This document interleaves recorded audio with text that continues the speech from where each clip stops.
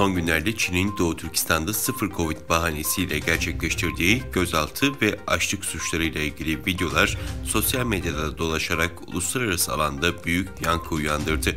Buna karşılık dünyanın dört bir yanından Uygurlar protestolar ve çeşitli protesto eylemleriyle Çin'in suçlarını gündeme getiriyor.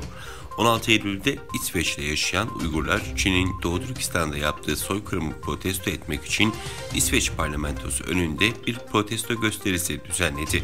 Norveç'te Uygurlar 16 Eylül Cuma günü Oslo'daki parlamento binası önünde Çin'i protesto etti. Ayrıca ABD'deki Uygurlar 10 Eylül'de Beyaz Saray önünde ve 15 Eylül'de Washington'daki Çin Büyükelçiliği önünde protesto gösterisi düzenledi. Fransa'daki Uygurlar da 14 Eylül'de Paris'teki Çin Büyükelçiliği önünde protesto yaptı. Özbekistan ziyaretinin ardından gazetecilerin sorularını yanıtlayan Cumhurbaşkanı Erdoğan, Şanghay İşbirliği Örgütü'ne üye olmayı hedeflediklerini söyledi. Erdoğan, ülkemizin doğu ile batı arasındaki köprü konumu bizlere emsalsiz imkanlar sunmaktadır. Güvenlikten ekonomiye, enerjiden ulaşıma, her alanda işbirliğine hazırız, dedi.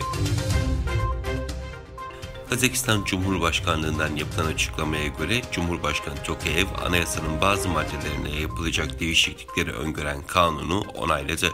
Söz konusu kanun kapsamında imzalanan kararname ile ülkenin başkentinin ismi yeniden Astana oldu. Ayrıca Cumhurbaşkanlığı görev süresi 5 yıldan 7 yıla çıkartıldı ve tek dönemle sınırlandırıldı.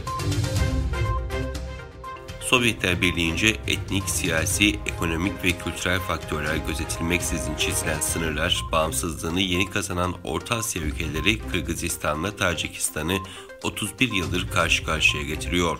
Cuma gecesi Tacikistan-Kırgızistan sınırında yaşanan çatışmalarda 27 kişi hayatını kaybetti, binlerce kişi evlerini terk etmek zorunda kaldı.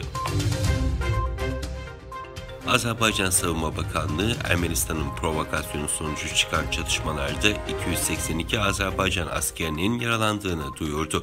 Açıklamada yaralıların 21'inin durumunun ağır olduğu kaydedildi. Azerbaycan 79 askerin şehit olduğunu açıkladı. Ermenistan ise ölen Ermeni asker sayısını 135 olarak duyurdu.